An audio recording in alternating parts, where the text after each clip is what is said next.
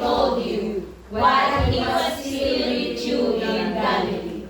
The Son of Man must be delivered over the hands of sinners, be crucified, and on the third day be raised again. Amen. Hallelujah. So we will pray. Lord, we thank you, Father God. We thank you for your goodness, Lord. We thank you for your kindness. We thank you for your faithfulness in us, O God. Hallelujah. We thank you, Holy Spirit, for being with us. Hallelujah. Salamat po, Panginoon, na tunay nga, Lord, na inyong presensya ay nasa aming kalagitnaan, Panginoon. Your presence is with us right now. Hallelujah. Through your words, O God, speak unto us the truth, Panginoon. Yung katotohanan lamang, O Father God, na siyang magpapalaya sa amin, Panginoon. Hallelujah. Salamat po, Panginoon, sa iyong mga salita na narinig namin o binasa namin sa umagang ito, O Father God, that we will internalize, Panginoon, what this means to you, O Father God. Kung ano ang nais mong ipabatid o iparating sa aking mga kapatid, to my brothers and sisters, O Father God. May you open their hearts, their ears, their spiritual wisdom, O Father God. Hallelujah. Lord, this is your word, Panginoon. Apart from you, O God, I am nothing, Lord. Hindi ko po ito magagawa, Father God, without your guidance to deliver. Here I am, O God. Use me, Lord God. Gamitin mo lamang ako sa iyong mababang kapamaraanan, O God. Ito ang iyong lingkod, Panginoon, who will deliver your words, Lord, to your people, Panginoon. Hallelujah. Lord, anoint my lips, O Father God. Not only my lips, Lord, but from head to toe, Panginoon. Anoint me, O Father God, and let your Holy Spirit speak unto me, Panginoon. Hallelujah. As I deliver your words, Panginoon, hallelujah, and I declare, Father God, that there will be a victory this morning, Panginoon. May mababago, Panginoon, na mga kaluluwa na nandito, O Father God, through the guidance of your Holy Spirit, Lord. Salamat po, Panginoon, and to you alone all the glory and honor and thanksgiving. In Jesus' name we pray. Amen. Hallelujah. Hallelujah. Padaydayaw ti Apo, nangunahin ang Apo, and glory to God po sa English. Purihin ang Panginoon. Sa buhay Tagalog? Okay. Tagalog po yun. So, sabi ko nga po sa ating text, inner pride. Once again, I will read. And please, always your Bible with you, my brothers and sisters. Inner pride, the women, marami po sila. Hindi lamang po nag-iisa. Bow down with their faces to the ground. But the men said to them, "Why do you look for the living among the dead? He is not here. He is risen. Remember how he told you while he was still with you in Galilee. The Son of Man must be delivered over to the hands of sinners, be crucified, and on the third day he raised again." Hallelujah. This is the word of God. The Gospel of Luke, we know that Luke here is a physician and one of the disciple of our Lord Jesus Christ. And ang nangyari po dito, the place is in Galilee, which we have in our devotion na nag-connect po talaga with Sister Adelet sa Matthew. Luke here is, hallelujah, he is one of his disciples. Ang mga nandito po ay si Jesus. Jesus is here, the three women, Mary Magdalene, Joanna, and Mary. Amen. Are you with me? Amen. And we are going to tackle this morning is about the resurrection and the life. Amen. I found here 3 main points. Number 1 is seeking the living among the dead. Amen. It says in our context, in their fright, the women bowed down with their faces to the ground, but the men said to them, in other version, this is angels, why do you look for the living among the dead? The angel asked, why do you look for the living among the dead? In this context, the woman is, they will visit Jesus in the tomb. If you will read in Luke 24, 1-5, para masundan po natin.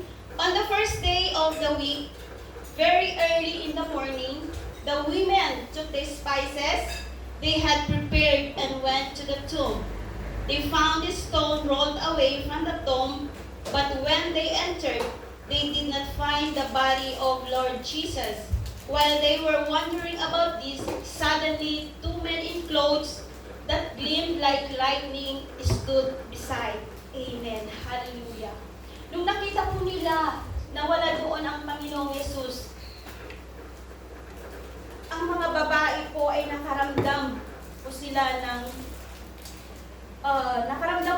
doon ng parang nawalan po sila ng pag-asa because hindi po nila nahanap o nakita yung katawan ni Kristo doon po sa tomb or sa grave. Hallelujah. In Luke 24:37, can you please open with me in Luke 24:37. 24. It says, they were startled and frightened, thinking they saw a ghost. Amen. Natakot po yung mga babae. Si Mary Magdalene, si Joanna, at si Mary. Natakot po sila, akala po nila ay multo. Hallelujah. So, brothers and sisters, let's focus. Huwag po tayo mag-focus kung ano yung nagpapadispair sa atin, yung nawawalan po tayo ng pag-asa, mga kapatid. Let's focus or shift our focus from despair to hope. Na may pag-asa po tayo. Ang buhay, habang tayo po ay nabubuhay, may pag-asa po tayo. Habang may Kristo tayo sa puso, we have hope. Amen? Kagaya nga po ng song, di po ba? My Christ, the source of my strength and the source of my hope is in Christ alone. Christ Hallelujah. Praise the name of the Lord. So we don't have to remain in our tomb. Kung ano yung nandoon pa. Yung mga struggles natin from the tomb. It is time to give up. It is time to release. Ibigay na natin ito sa ating Panginoon. Instead, we can approach Christ. Lord, this is my burden. This is my struggles. This is my circumstances. Panginoon, I cannot do this without you. Sabi nga, in Christ alone, you are my hope. Hallelujah.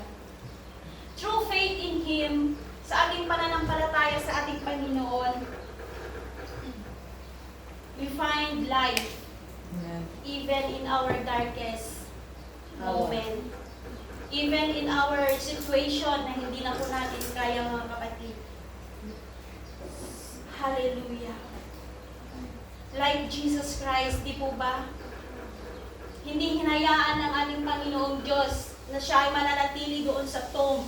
In 3 days, He was rose again. Amen. Let's open in Acts 2:24. Muling binuhay ng Panginoong Diyos. Amen. Muling binuhay ng Panginoong Diyos. Ang Panginoong Jesus. Hallelujah. In Acts 2:24.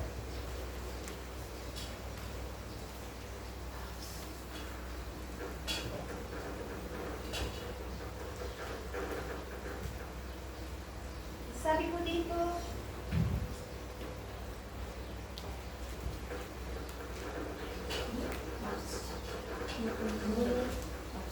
yes, please, Ngunit binuhay siya ng Diyos at iniligtas mula sa kapangyarihan ng kamatayan. Amen, Dahil hallelujah. ang totoo, kahit ang kamatayan ay walang kapangyarihang pigilan siya.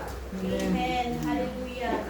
So di po ba, through His Word, ang Panginoong Diyos ay binuhay niya ang kanyang sariling anak. Sabi niya po dito, Acts 24, it says here, but God raised Him from the dead, freeing Him from the agony of death, because it was impossible for death to keep its hold on Him. Dahil ang ating Panginoong Jesus ay Diyos, hindi po siya mananatili doon sa tomb, hindi po siya mananatili doon sa grave. Amen? Ang ipinapakita po dito in this context, in this verse, in verse 5 is the importance of looking our spiritual life rather than doon sa mga mali nating mga ginagawa, mga kapatid.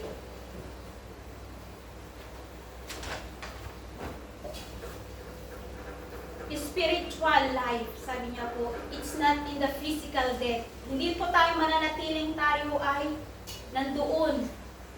Kung ano yung mga, kung ano man yung mga nandoon sa tomb natin, anong tomb sa Tagalog? Doon sa bundok, sa libingan natin, kung anong man yung nandun sa libingan, doon na, huwag na natin pang hukayin. I-let go na natin, mga kapatid, my brothers and sisters. Life continues. It does not end in death. Magpatuloy lamang po tayo, mga kapatid. Whatever we are facing, we must continue. We must continue in living through Christ. Hallelujah. Amen? And it says here, the women, mga kababaihan ang nandito. Hindi lamang nag-iisa. So our purpose here is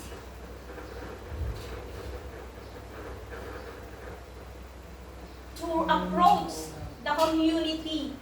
Yung community natin, whoever around us, my brothers and sisters. Ang sabi niya dito is to highlight the importance of community. We need each other's burden. Kung nanghihina yung kapatid natin, palakasin natin. Kung may nararamdaman yung kapatid natin, yakapin natin siya, mga kapatid. Let's hug one another.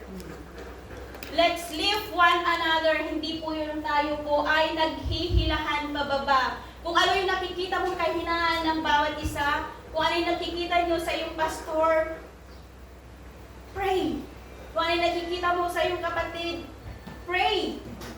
Tulungan mo siya, huwag natin tingnan kung ano yung kahinaan ng bawat isa. For it says here, we need each other in times of sorrow. It's not just in happiness. It's not just in material things. Hindi yung pag binigyan tayo, doon lang tayo masaya. Kung walang binigay yung isa, parang hindi na ako mahal. She doesn't love me. Kasi wala tayong natanggap. But no, my brothers and sisters. Hallelujah.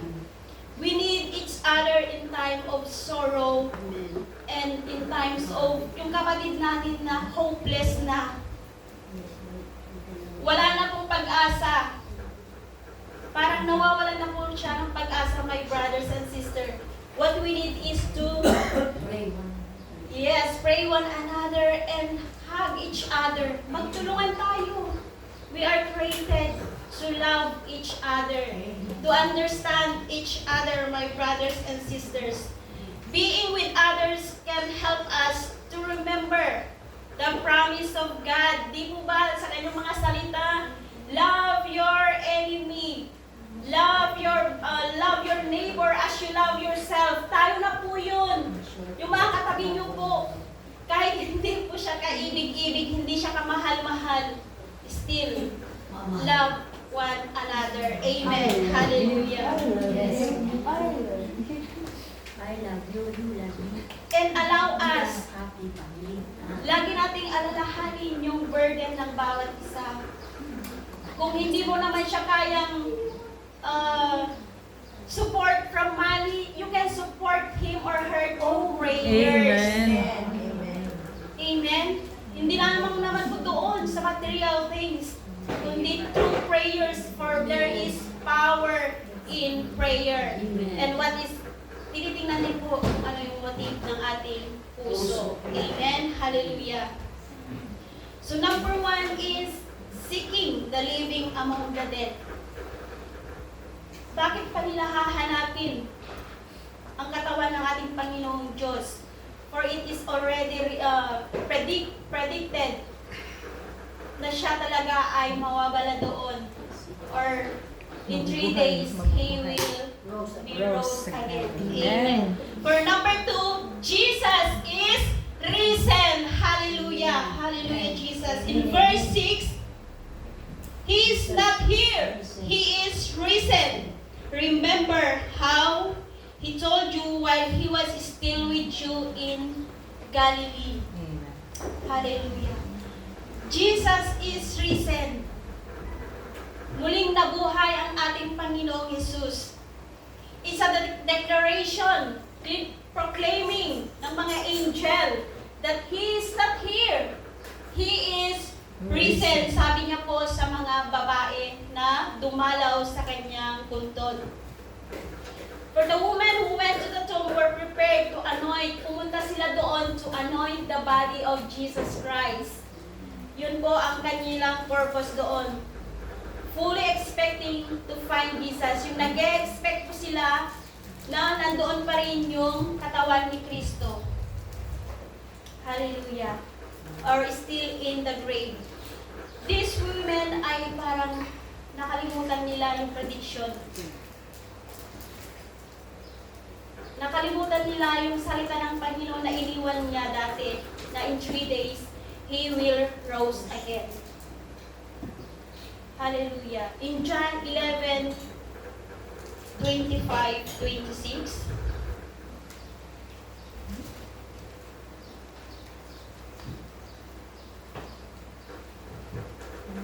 Amen. Amen. Sinabi ni Jesus sa kanya, "Ako ang bumubuhay sa mga namatay, at ako rin ang nagbibigay ng buhay. Ang sumasampalataya sa akin kahit mamatay ay muling mabubuhay. Ang sinumang nabubuhay at sumasampalataya sa akin ay hindi mamamatay kailanman." Naniniwala ka ba sa sinasabi ko? Amen. Hallelujah. So ang ating Panginoong Jesus, hallelujah, Jesus. He is the foundation or the cornerstone of a Christian life or a Christian faith. Victory over sin and death ang nangyari po diyon. Napagtagumpayan ng ating Panginoong Jesus. Amen. Victory, sin, over death. Sino po ba yung nagkasala doon? Tayo po yun, mga my brothers and sisters. We are the sinners. But because God loved us, He sent His only Son para kunin yung kasalanan natin, my brothers and sisters, mga kapatid, para tayo ay magkaroon ng panibagong buhay. Jesus' resurrection symbolizing victory over death. Hindi po siya nanatiling patay. Siya po ay buhay. Hallelujah. He is alive. Sabi nga po sa ating mga songs kanina. The angels remind the women that Jesus is not dead. The tomb is empty. At ipinapakita dito yung eternal hope. Eternal. Walang patid. Yung pag-asa natin through Christ, my brothers and sisters. Through Jesus' resurrection, nandun po yung ating pag-asa. Kaya wag po tayong mawalan ng pag-asa. Kahit na tayo po ay palubog na. But still, if we have Christ in our life, Amen. if we have Christ in our life, we can victory. Amen. Magiging victorious po tayo, my brothers and sisters. The angels encourage, sabi niya po dito, to remember His prediction. Sinabi na niya ito sa kanila, na siya ay mamamatay. Sa 3 araw, siya ay muling mabuhay. It reminds us the faithfulness of our living God. Even we are sinners, even we are not faithful, God is remain faithful to us. Can you please open me in Acts 1:3?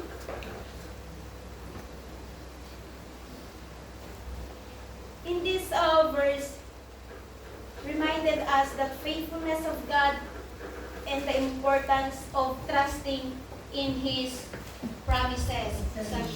Acts 1:3. Hanggang sa araw na dinala siya sa langit, matapos siyang mamatay at mabuhay muli, makailang beses siyang nagpakita sa kanyang mga apostol sa iba't ibang paraan para patunayan sa kanila na muli siyang nabuhay sa loob ng 40 araw. Nagpakita siya sa kanila at nagturo tungkol sa paghahari ng Diyos at sa pamamagitan ng banal na Espiritu. Nag-iwan siya ng mga utos sa kanyang piniling mga apostol. Amen. It says also in Acts 3:15, you killed the author of life, but God raised Him from the dead. Pinatay ang ating Panginoong Jesus. Ipinato siya sa cross. But God, the Father, raised Him up from the dead. Siya'y nabuhay muli, mga kapatid. So, ganun din tayo. Kung tayo man po ay may mga struggles, I know that everyone, it's not exempted ang isa dito. Lahat po tayo ay may mga pinagdadaanan. Amen. Lahat po tayo. Wala pong exempted when it comes to struggles. Amen. But if we have God in our life, Yes. we can. Kaya natin ito. Pagkasama natin ang ating Panginoon. Also in Matthew 17:22,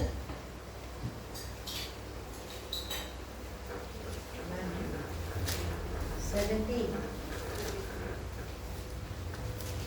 22. in Matthew 7:22, it says here, when they came together in Galilee, He said to them, the Son of Man is going to be delivered into the hands of men. Hallelujah. Hinayaan ng Panginoong Diyos na ang kanyang anak ay maipago sa cross for our sins. Ito yung pangako ng ating Panginoon. This is His word. Trusting to His promises. Trusting to His, ito, ang ganyang salita. For there is life here. In His word, there is life. Kagaya po ng pagkabuhay ng kanyang anak, ang ating Panginoong Jesus. He was rose again in 3 days. Amen? Also in Mark 16:6, this is the super team verses.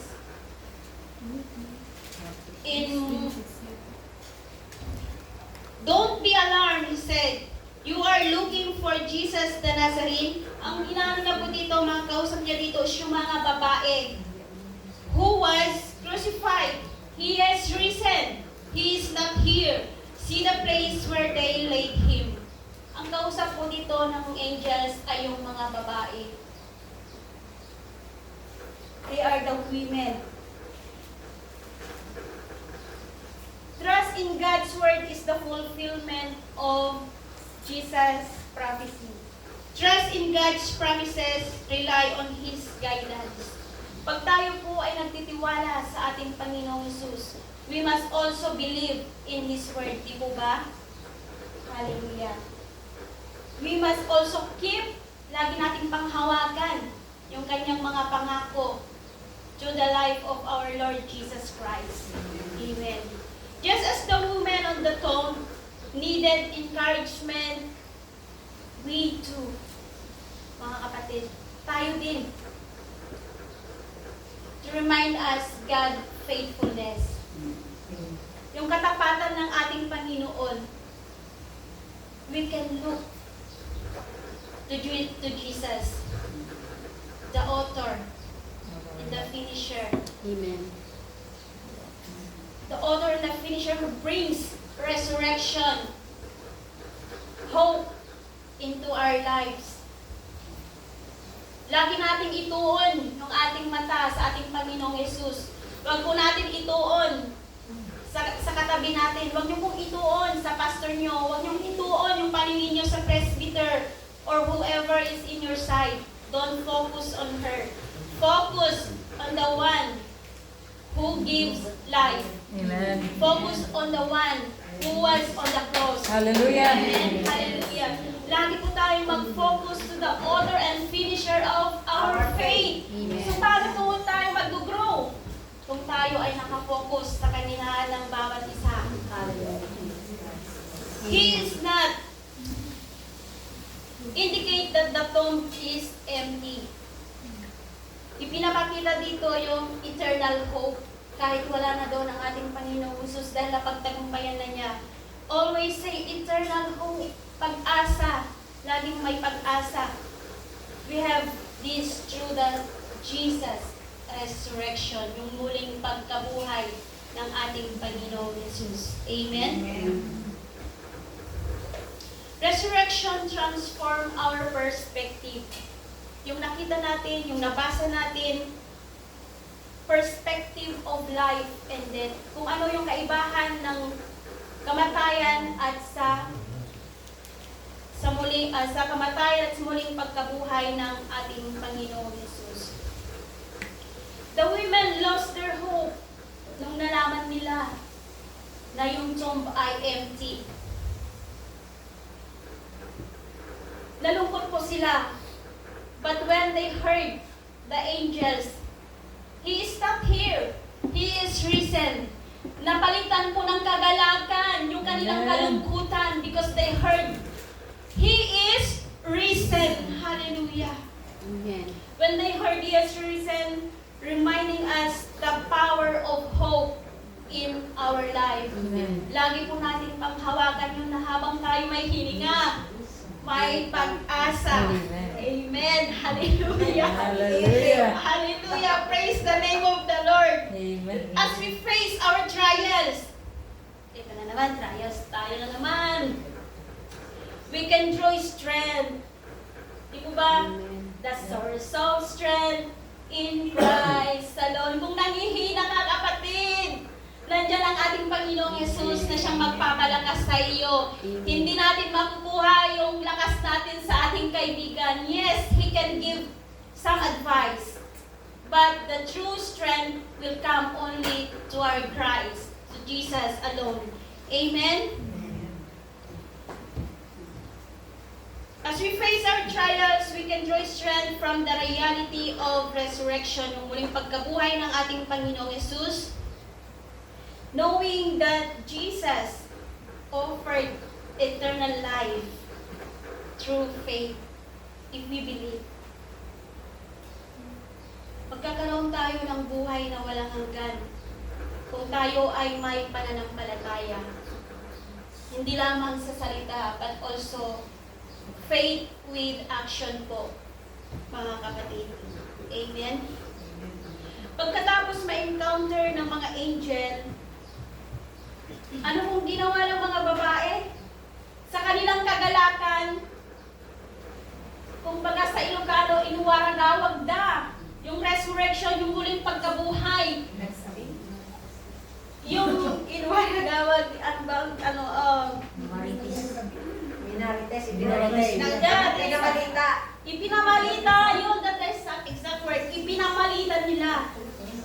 Kung napapansin po natin, di po ba, sila ay despair na wala ng pag-asa. But this fear and despair is napalitan po ng joy. Because of that joy, hindi po nila kayang nila yung pagkabuhay ng ating Panginoong Yesus. Hallelujah. They could not keep the news to themselves. Yung balita na nakita nila mismo, mga kapatid. Nagmadali sila. Tumakbo, hindi ko alam, kung na-imagine ko nga siguro yung tatlong babae na yun nagtakbuhan para ipamalita sa mga disipulo. But the problem is, hindi sila naniwala. Parang, to see is to believe. Thomas. Yun ang nangyari sa mga babae. Si Mary Magdalene, si Joanna, and si Maria. So even no one is listening to us, if we are telling the truth, just keep sharing the good news. Keep sharing the good news, my brothers and sisters. Gagaya ng mga babae, they went forth to proclaim the resurrection. So our purpose here is to ipamalita yung kabutihan ng ating Panginoong Yesus. Huwag natin sarilinin yung salvation. Marami pang kaluluwa dyan na hindi pa tumanggap sa ating Panginoon. So this is our purpose. Gamitin natin yung ating bibig na ipamalita yung katotohanan. What is the truth? The Word of God. Mga kapatid, ito yung salita ng Panginoon. And also, the resurrection of our Lord Jesus Christ, na siya ay muling nabuhay in 3 days. Amen? We as Christians must go and share the message of hope. Amen? Amen. Redemption with those around us. Kung paano tayo na-redeem ng ating Panginoong Jesus. Amen. For now, our mission is to spread love. Do you love me? Love you. I love you. And to spread grace. Magkaroon tayo ng awa sa bawat isa. Magkaroon tayo ng pag-ibig sa bawat isa. Amen? Let's support one another to reflect the love of God through Jesus Christ through us. Di po ba? Ibinigay niya yung kanyang bugtong na anak para sa atin lang mga makasalanan. Napakabuti ng Diyos. Kaya lagi po nating yakapin yung pag-asa na bigay ng ating Panginoong Yesus. Lagi nating yakapin yung kagalakan, yung resurrection ng ating Panginoong Yesus ngayon.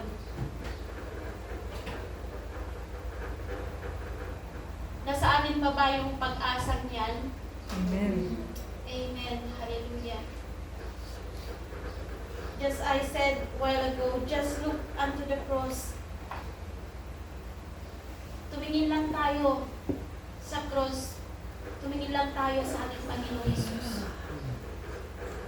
And Jesus and His teaching as our source of strength. Siya ang patuloy na magsusupply sa atin ng ating kalakasan. May we spread the good news of His resurrection, lalo na yung mga kapatid natin na hindi pa tumanggap at kumilala. We can use our lips. We can use our body. Gamitin natin yung ating bibig para i-spread yung good news na nakita ng tatlong babae. Ganon din tayo. Magkaroon po tayo ng passion, love, and impacting our communities. Yung nasa paligid natin, ipakita natin na si Kristo. Kung paano tayo binago ni Kristo, tulungan din natin yung ating mga kapatid para maranasan din po nila yung pag-asa, yung kagalakan na bigay ng ating Panginoong Yesus. And being the salt and light of His Word. Magiging ilaw tayo. Huwag natin hayaan na aandap-andap na yung ilaw ng ating kapatid. Pero mas lalo pa nating sinubsuban. mas lalo nating pinatay yung kakaunting liwanag o ilaw na nasa Kanya. No. We must help. Amen. Hallelujah. We must be the light and salt of this world. Amen. Let's go to number 3. The fulfillment of prophecy. And celebrate the new beginning. It says here, the man of man must be delivered over to the hand of sinners, be crucified, and on the third day be raised again. Amen. Hallelujah. Like Jesus, let's embrace fresh start. Magpanibago tayo. Kung tayo ay nagrepent na sa ating Panginoon, magpanibago tayo mga kapatid. Huwag natin muling balikan kung ano yung ating nakaraan. Hindi, ang Panginoon, tayo ay kanyang tinawag. Tinawag niya ako dahil ako ay matuwid, hindi. Tinawag niya ako dahil alam niyang I am broken. But Jesus makes me complete the way kung paano ko siya tinanggap sa buhay ko. Ang Panginoong Yesus lang nakakaalam sa buhay ng bawat isa. Amen. So it starts in our life, letting go of what hold us back. Kung ano yung nakaraan na natin, huwag na natin laging dala-dala. Kasi tayo po ay mas mahihirapan. Stepping into the future with faith. Yun po ang gawa ng kaaway. Lagi niyang ini-inject, ganito ka dati, ganyan ka. But no, resist it, rebuke it. Dati yun, pero ngayon, I am a child of God. Ganun lang ang ating sa kaaway. The victory of life and death and the fulfillment of Jesus' prophecy about His resurrection. Na-predict na niya, sinabi na niya sa mga tao, sa disciples, na siya po ay dito, He will deliver over to the hands of sinners, we as the sinners. Crucified, siya na ipako. Kaya wag nating hayaan na patuloy nating ipinapako ang ating Panginoong Yesus. Hallelujah. So we must always repent. Kung nag-repent na tayo, wag na tayong bumalik kung ano tayo dati. Amen? In Luke 24:44.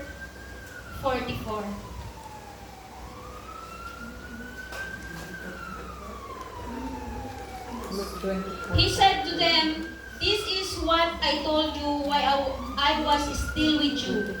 Everything must be fulfilled that is written about me in the law of Moses, the prophets, and his psalm."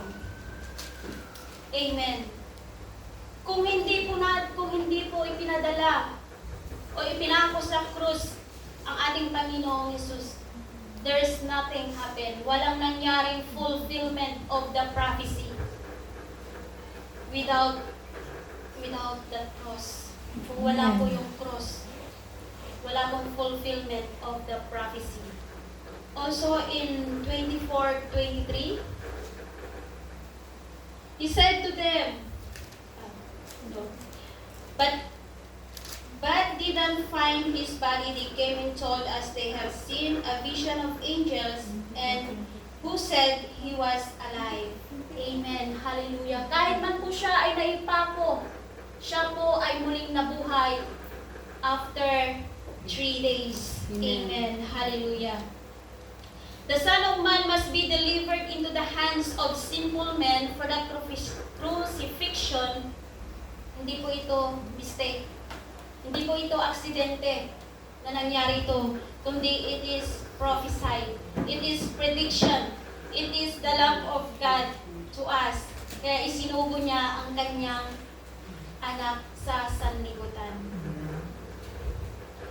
It was a part of God's plan for salvation. Para magkaroon po tayo ng salvation. Amen. Mga kapatid, kung wala po ang cross, wala pong mangyayari sa ating buhay. We mananatili po tayong makasalanan at hindi po natin makakamit ang buhay na walang hanggan. Amen. In Matthew 12:40,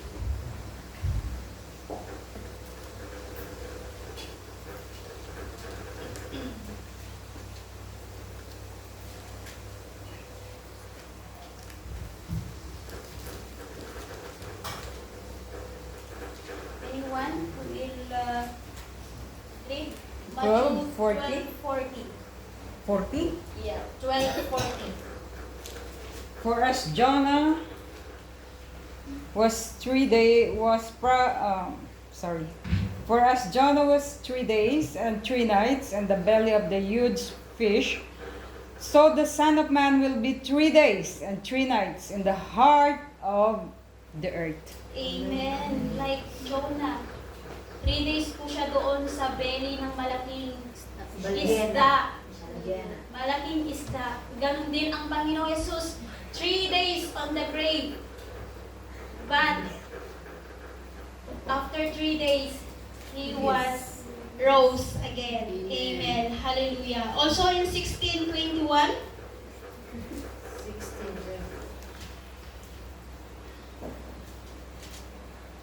from the time on Jesus began to explain to His disciples that He must go to Jerusalem and suffer many things at the hands of the elders, chief priests, and teachers of the law, and that He must be killed on the 3rd day, He raised to life. Amen. Amen. Hallelujah. Hallelujah, Thank Lord. you, Jesus. Thank you, Jesus. Thank Thank you, you, Lord. Father God, because of the cross, Lord, we have this salvation, Panginoon. Amen. The Son of Man refers Himself and it reflects His identity as the Son of God, as the Messiah, as the Christ. Amen. In this chapter, in verse 7, ipinapakita dito, kausap niya dito yung mga babae. Hallelujah. Just as the women at the tomb were reminded to believe in Jesus Christ, the Son of Man, the Son of God. Amen. Ganon din tayo. Hallelujah. When we believe in Jesus Christ, we have already received the gift of salvation. Amen. Amen. Hallelujah. Thank you, Lord. Di po ba 3 days?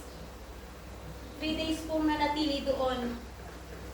And we as believers, we as Christians, minsan, alam ko na marami tayong panalangin. We have many things we prayed for, but until now, God doesn't answer. Always remember that God has a timing. Kung hindi nakakabuti sa atin, alam niya that God's timing is not always same like us. Yung ating mga plano natin, sometimes our plan fail. Sometimes our prayers doesn't answer because God looking the motive of our heart. Tinitingnan ng ating Panginoong Hesus kung ano ang motibo ng ating puso. Kung ano yung dinidesire ng ating puso. Amen? Hallelujah. Jesus' resurrection exemplifies that even when things appear to be at their worst, God has the power to bring about restoration and joy. Muling binuhay ang Panginoong Yesus at nagkaroon po ng kagalakan. Just as the darkness, kung gaano kadilim yung grave, kung gaano man kabigat yung ating daladala, God can transform into light, darkness to light. Amen? Kung tayo po ay nandun na sa kadiliman, lumapit lamang po tayo sa ating Panginoong Yesus. and the darkness of the tomb transfer into the light of resurrection through our Lord Jesus Christ. Hallelujah. Our struggle can lead to periods of growth and renewal. Lumapit lamang tayo sa ating Panginoong Yesus.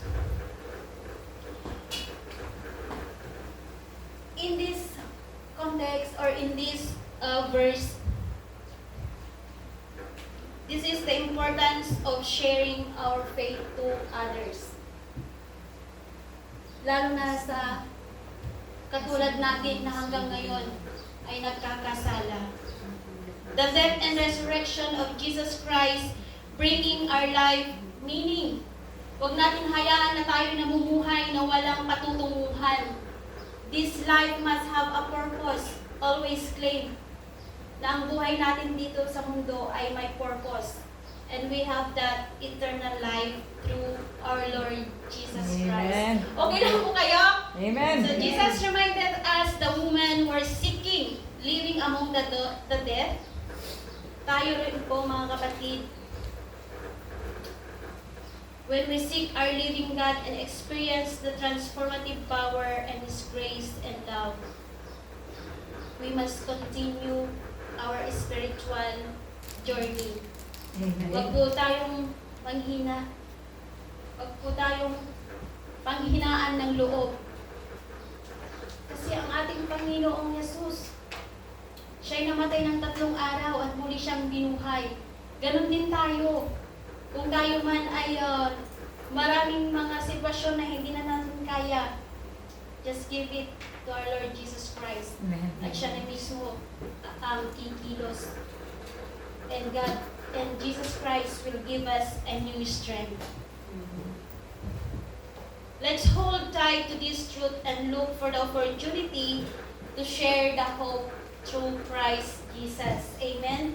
Through the resurrection, yung muli niyang pagkabuhay. Huwag po natin itago, huwag po natin sarilinin, i-share po natin, ibahagi po natin. Dito sa buong Cyprus, if not here, kung saan man po tayo muling dalhin ng ating Panginoon, share the hope, that there is hope through Jesus Christ, through the resurrection of our Lord Jesus Christ. Amen. Amen. Hallelujah. Thank you, Father God. My brothers and sisters, itong context na ito, I know that God has revealed you kung ano man yung nais ng Panginoon sa buhay niyo ngayon. Just surrender to our Lord Jesus Christ. Embrace hope over despair. Kung tayo ay nawawalan na ng pag-asa, there is hope through Jesus Christ.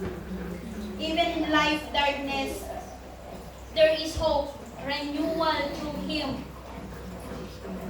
Magpabago tayo, magpanibago tayo, na merong pag-asa pagdating kay Kristo. Amen. Focus on what bring life. Mag-focus lang tayo. Focus to bring life. Huwag po tayo mag-focus sa sitwasyon natin na hindi natin kayang i-handle, kundi mag-focus tayo who is the one who will solve it. Kung maraming problema, maraming solusyon. Kaya huwag po natin sabihin na hindi ko na kaya, Lord. Hindi mo talaga kaya kung sarili mo mismo ang kumokontrol. So give it to the Lord, my brothers and sisters. Amen. Turn away from the things that drain or mislead. Ito yung focus on what brings life. Pursuing, wag po tayo mag-focus sa material na bagay. Negativity. Ano yung mga negativity?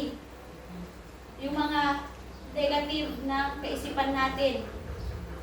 Yung mga character natin, wag tayo mag-focus doon. Or in temporary, we must hold on to the eternal things, my brothers and sisters. Magkaroon po tayo ng spiritual growth. And always hold the promises of God. How to apply this is trust in God's faithfulness. When we trust God, we will always meditate His Wait. word and Amen. trust in His plan. Hallelujah. Always trust in His plan. Lagi nating basahin yung kanyang salita at lagi nating i-declare, Lord, this is your word in Jeremiah 29:11, di po ba? Share the good news like the women, di po ba? Ipinamalita nila sa mga disciples about the resurrection of our Lord Jesus Christ.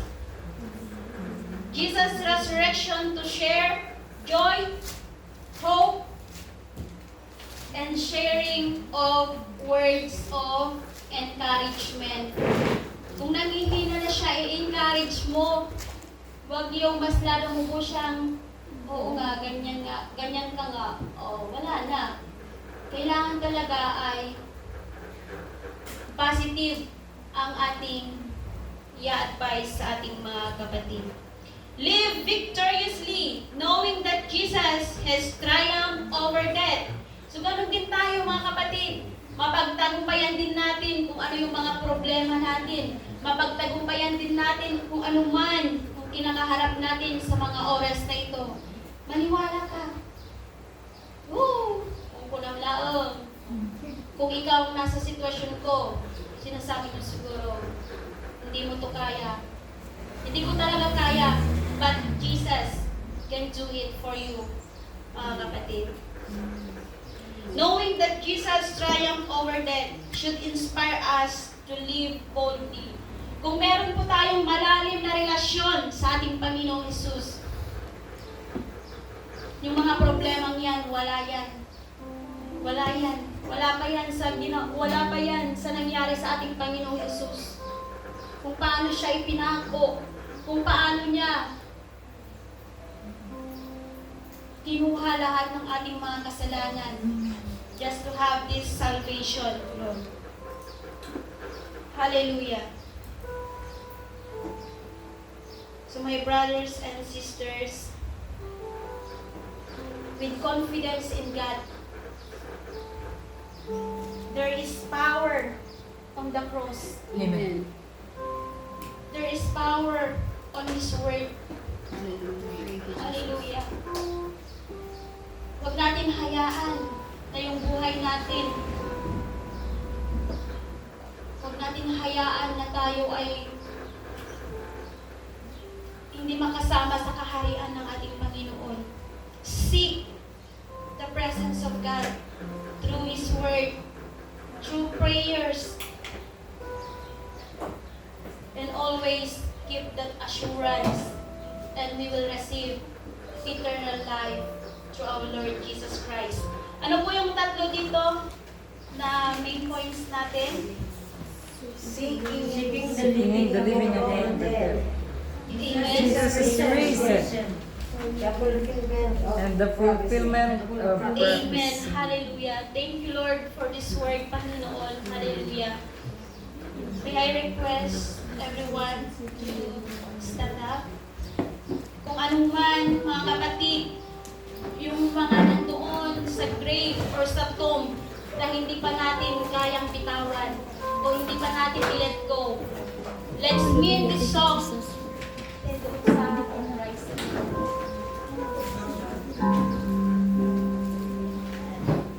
Sabi nga sa song, in Christ alone. Hindi sinabi in myself alone. In Christ alone. Hallelujah. Christ alone, place my trust, find my glory in the power of the cross. In every